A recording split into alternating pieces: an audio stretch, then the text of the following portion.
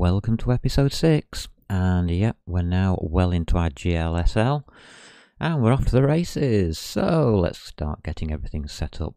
What we're going to do is a static shader. This is for static 3D models, usually used when they don't move around, although they can, I suppose. I can't see why not. Let's get on with it. So we've tried our basic shader, and of course Vec should have been Vec 2. Who spotted the mistake in the last episode? Eh? I did. Did you? Interesting. There we go. That's all there was to it. That out of the way with, we can get to our GLSL. We won't actually be using basic shader, that was just for demonstration purposes, but if you are doing your own programs and you are doing your own code, basic shader is a good place to start from, as you're about to see. We are going to do full shaders. New file. Let's do static shader. There will be an animation shader at some point, but not today. That would be fun. I have not done that yet. That's the static shader there. New file will have a static shader again. And this one is .fs. So StaticShader.vs and StaticShader.fs. We'll do a VS as that's the first one, and we'll start, as we are always going to start our shaders, with a version. So version, what we're using, 330. That'll do nicely. Let's start on the layout for the shader. Layout. Yes, I've got the highlighting working. Oh, it's all nice now. Not. Equals 0, location, sorry, layout, open brackets, location equals 0, close brackets, and then we are in, it's going to be now. Which one shall it be? I'm going to use Vec 3. Vec 3 for now. I'm not sure about this.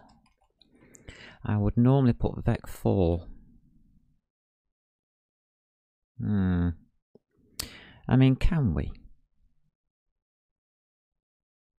Yes, we can. There's a reason for it. If we send a Vec 3 into a Vec 4, it will automatically put us the 4th position in, and it will be a 0, 1. Sorry, it'll be a 1.0 for us, which I still haven't told you what that's all about. I'll see if I can in a second or two. So, layout. So, I've made my first change already. Location equals 1. And here we'll go, oops, in Vec 2, and that's going to be texture coord. Yep, we'll take that. Layout. Remember where we get the layout from? We got it from the first function in data loader.cpp. You will see the numbers there. As I will prove to you in a second, don't you worry, I'll be there any second now. Because I've got to make sure that I'm getting it right. So let's put a normal in. There we go. That's all our layout. That's actually the only data we are going to be using from data loader here. Yep, 012. Position, text coords and normals. Those numbers there we specified, and we specified them there, and we specified them here. So those refer to there. Now if your version of GLSL doesn't do it this way, this is where you have to look up which number it is, and then send this through. Yeah, that could be fun for you, which is probably the reason I like 330. It's simple, it's easy to use, and it gives you a lot of control over the kind of things you want to do. So on the outside, going out to our fragment shader, I'm going to have vec2. I will have my text chord. That is a straight pass through. That's not going to change. That one's fine. Let's have some more, shall we? Let's have a vec3, and let's have a surface normal. What's all this about, Blades? Come on. Let the cat out of the bag. Oh no, not yet, not yet. Vec3 again. Another vec3. This time... Oh, this is going to give it away, innit? Yeah, this will give it away. How's about 2 light vector? Yes, 2 light vector. That is a vector that points to the light. There you go. And the last bit here, we're going to have another one. Again, a vec3. And this vector is to camera. There you go. So we're going to have a surface normal, a 2 light vector, and a 2 camera vector. That sounds something about maybe sunshine. I'll give it away. Yes, it's about lighting. All about lighting. How we find the angle that the light bounces off a surface. We have a surface normal, which gives us the right angle. We have we have a vector that goes to the light and a vector that goes to the camera. And if you put those 3 together, we can calculate every single angle we need. Yeah, that's nice. Don't worry about the maths. Not a problem. Now, uniforms. I'm going to have a few of these as well. If I can remember how to spell it. There we go. Uniform. Oh, uniforms. My explanation in the last episode was a bit wishy-washy. Okay, let's start at the beginning of the definition for a uniform. If you start at the beginning, we're going to call each model that we ask to be placed on the screen at any one time an instance. Okay, so each model that we ask to be placed on the screen is called an instance, even if it's the same model. So a model that is asked for twice is 2 instances. And for each instance, the vertex shader will complete once for each set of data in the layout, and will complete multiple times in the fragment shader, depending on how much area of the screen it covers. Every time a triangle is made, the fragment shader goes to work and decides exactly which fragments are what colour, and then it sends that off and they are turned into pixels through something called a rasterization. There we go. And the uniform values are set at the time that we ask the model to be drawn. They are set once per model. The position, the texture coordinates and normals are all brought through one at a time, and the uniforms never change. So the positions and texture coordinates, if you really want to know how many times it runs, you'd have to put a count out somewhere to the screen or the console, but I can tell you now it's not very many for the shader, and quite a lot. I mean, if you only have 6 positions for a cube, 6 positions, this will run 6 times. And the fragment shader for that cube, if the cube fills the screen, will be running thousands of times. If the cube is very small, it might only be running tens of times. So that gives you an idea. There is only 6 positions on the cube, isn't there? Oh gosh, I can't remember now, but it's something like that anyway. Somebody will correct me one day. I bet it's 8 or 12 or something stupid. Here we go. We're going to have a uniform. It's going to be a mat 4. That means matrix. So every time we run a model being placed onto the screen, we're going to have a matrix 4.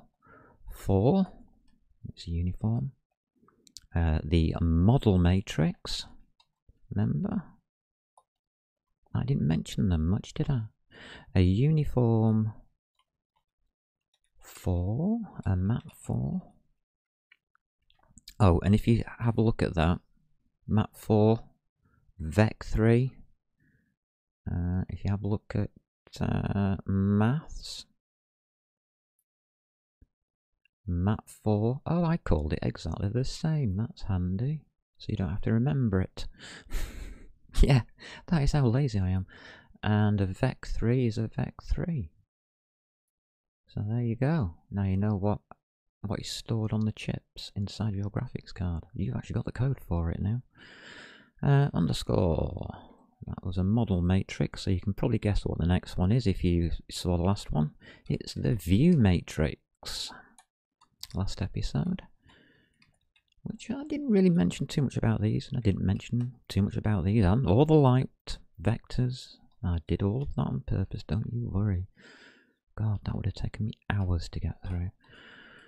It's a subject all unto itself, really. What you want to use and everything else. The maths behind model, view and projection matrix will be explained when we calculate them, and we will be adding those calculations to our matrices bits and maths and vectors bits here when we get to it. Don't need it yet. So we should be alright. I'm going to have an extra one. I'm going to have an extra uniform. I'm only splitting it off because it's not to do with the other 3. And this one is a vec 3. And we're going to call it light position. Yeah, would help if we knew where that was. Especially as we're going to be doing the lighting. There you go, there's a few more variables than you were expecting, I'm guessing. Bet you thought, oh, there was only 2. It's going to be dead easy, this. Nah, it's never that easy, not when light's involved. Void main. Let's get on with it. Usually isn't too much to do in here. Right, I'm going to split it down bit by bit, stage by stage, and hopefully we'll get it right first time. If I don't get it right first time, I could be in trouble. Read your notes, blades. Get it right. So, what I'm going to do first of all is calculate where in the world we are going to place our model. And the model, remember, is the instance, and wherever we, let's imagine the model of a cube. So, where are we placing our cube in the world? It will be an XYZ position, so it's a vec 3. No, not vex, a vec 3. Get that out of the way. Shh, don't tell him. Vec 3, world position. So, let's work it out. World position. And for our world position, we will have a vec 3. We will open the brackets, because we're going to do a calculation. And it's going to be u underscore model. And we're going to multiply that by the position. I called it a vec 4, which is why I've had to put it in. That's a vec 4 position is a vec4. So we have to place it all in brackets. So a vec4 times a mat4 placed in brackets, that will produce a vec4 result. We are only interested in the x, y, z. So by placing it in brackets and putting vec3 in front of it, we can then make it equal to that, which is a vec3, the world position. So we know the world position. We'll keep that for reference. Now I am going to calculate where OpenGL is to place our cube on the TV screen. Yeah. I know where it is in the world, in this virtual reality world we've got in the computer. We just calculated where it is. We know where the position is. We just took the model matrix and times it by position. It was as simple as that. The model matrix does it all for us. The model matrix holds, wait for it, holds the position, the rotation and scale. So position, rotation, scale, and that's how it all works. Position times those three items will place into the correct place in our virtual reality model. Sorry, world position, our virtual reality world. So, GL position, slightly different, because we don't know which way the camera's facing. You see, if you want to place it on the screen, well, it depends what your camera's doing, really, doesn't it? If your camera's looking straight at it, it'll be in the centre of the screen, the cube. If your camera is looking 25 degrees off to the right, the model of the cube will look as though it's 25 degrees off to the left. Can you get what I'm seeing, or saying, or trying to do? Yes, I'm trying to explain that the GL position, when it's spelt right, is the actual position. Oh, it did change colour, thank you, because it's a special one. Oh, good, I'm happy about that now. The GL position is where the viewer will see it, where you will see it on the TV screen at the size it is supposed to look like on the TV screen in relation to all other objects, and at the scale or the proper scaling for that object. Now, how are we going to do that? Well, I said we're going to use MVP, and look what we've got here. Model View Projection, and they're all matrices, and I've just used one. So we're going to use the other two, aren't we? And we're going to multiply them all together, because when you multiply matrices together, it's not like 2 times 2. It doesn't equal 4, it equals lots and lots of things happening and jiggling around all the way around inside these matrices. And because we are using 4-dimensional matrices, or 4x4 matrices, the 3x3 bit, interestingly, suddenly allows the scale and the rotation to be multiplied out. And of course we put the position in the right hand column, which is the 4th column, which holds the position, which we already know. That doesn't get affected as much, but it could do. It could do. So we're going from the world position. Now what I didn't tell you about, oh, we have to change it back into a vec4 for this, don't we? World position. So let's take our world position a minute. We have to multiply it by, we said MVP, so it's obviously going to be the V, so M times V times P. Yeah, that's correct, except for matrix multiplication gets in the way. Oh God, you're trying to confuse us. No, matrix multiplication is confusing. Trust me, I had to learn it. to find out how confusing it was. So let me just turn this back into a vec4. So why did you turn it into a vec3? Because we're going to use it for something else that needs a vec3 in a minute, that's why. There you go. Thought I'd just put that one in. So we are going to times this world position by the view matrix, which is which direction are we viewing the model from. And to do that, you have to place it in front of the world position. All matrix multiplication is backwards. Yes, you guessed it, it had to be difficult, it had to be different, but yes, the mathematicians decided, let's take it backwards. The reason I had to put that back to a vec4 is because these are mat4s. So it has to have that extra 1.0 at the end, or it won't work. As I said to you before, why 1.0?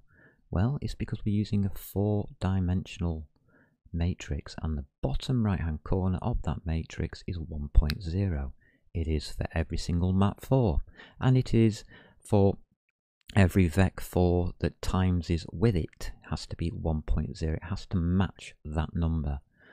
And if you want to know more about that, homogeneous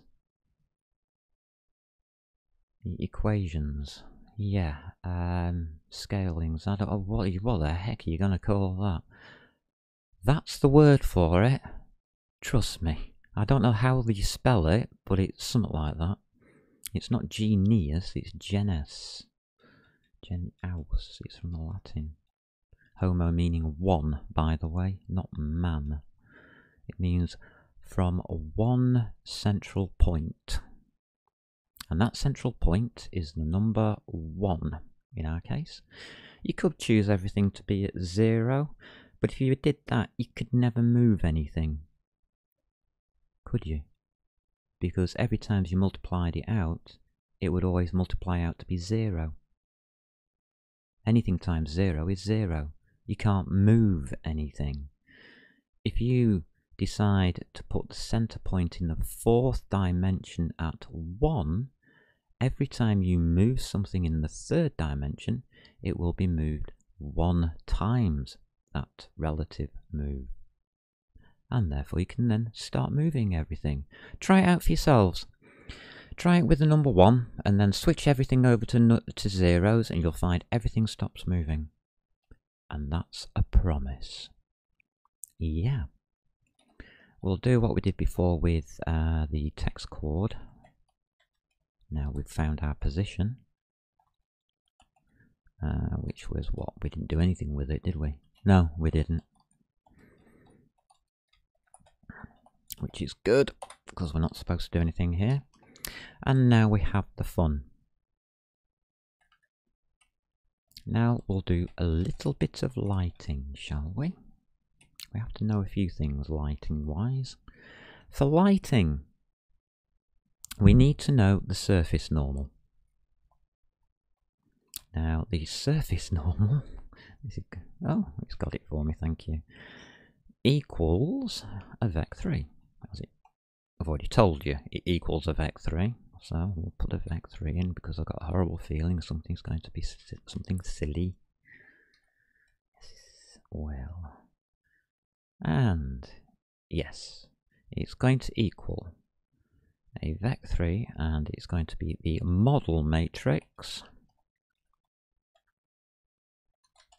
because remember, I don't know where your model is.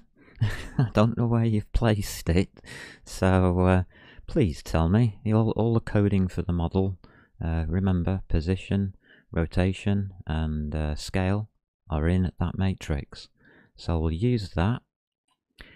We'll go and have a look at its surface at that position.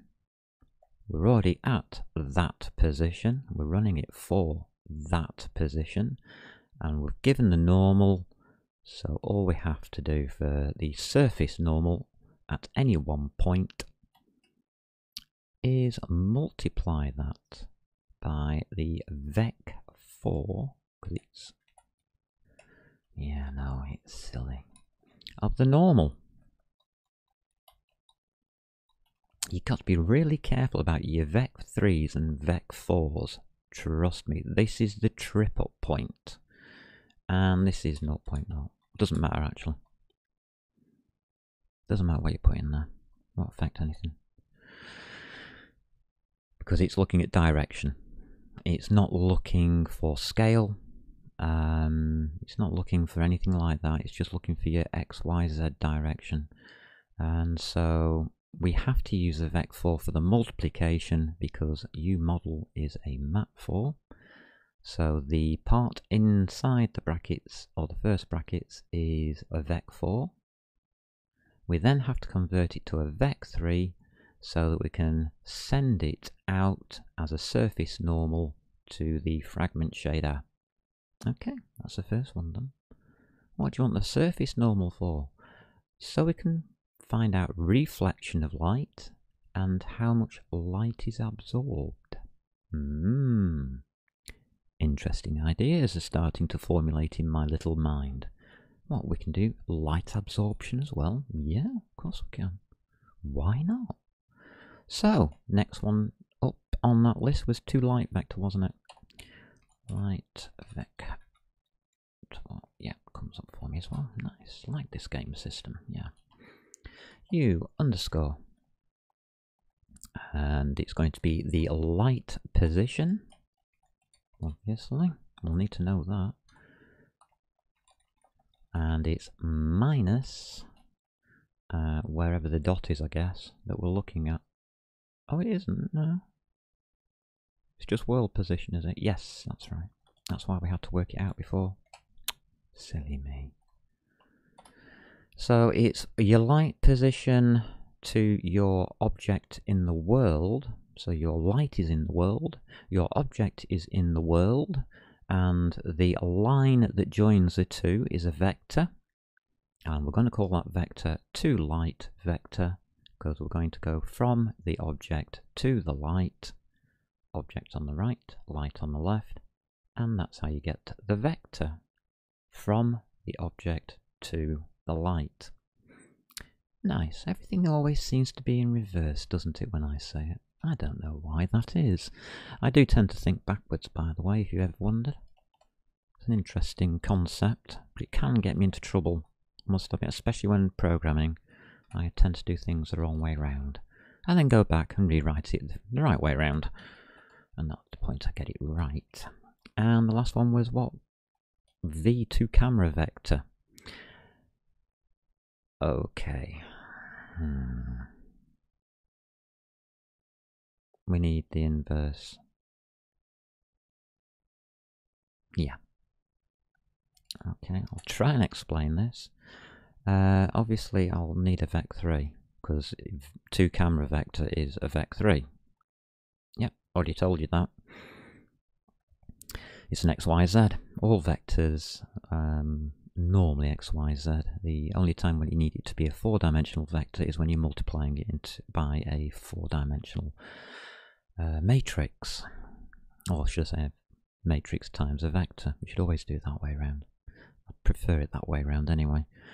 Now we're going to need an inverse. Sorry about that. It does exist, luckily. Your graphics card, GLSL provides us the inverse function. We don't need to write it. And it's the view. Why do I need the inverse of view? Well, the view matrix is looking at the object. I don't want that. I want from the object. Yeah. So I want the view of the from the object to the camera. Okay, so I've got that now. And I want to multiply that by, oh god, we'll have to do a vec4 again, won't we? Because it's a matrix. UView is a matrix 4. Okay. And we're going to multiply it by the weirdest thing ever. It's going to be a vec4, and the x, come here. Apologies. The x is 0.0. The y is 0.0. And the z is 0.0f. Please put f's in or you'll get doubles. And that's 2 brackets, please. What have I just done? What kind of vec3 is that? The inverse view of u view is, instead of multiplying to the model, what you're doing is you are instead of you putting the camera to the view, you're taking the view to the camera. So you have to inverse it, because we need to know from which direction is the camera looking. And the camera is always at the position XYZ 0, 0, 0. Homogeneous coordinate 1. Yes, the camera never moves. It may look as though it moves. In a first-person shooter game, it moves all over the place. Look at me, I'm moving. Actually, you're not. You're not moving 1 iota. The world moves around you. In fact, it's the only time that I will ever be able to say with 100% certainty that it's the one and only time where the world will completely revolve about you and around you and up and over you. Yeah, so that's where the camera is, and we're multiplying that by the inverse view. That means we now have a vec3 of where we are viewing from. And if we look at that from the position, notice I say position of the object within the world,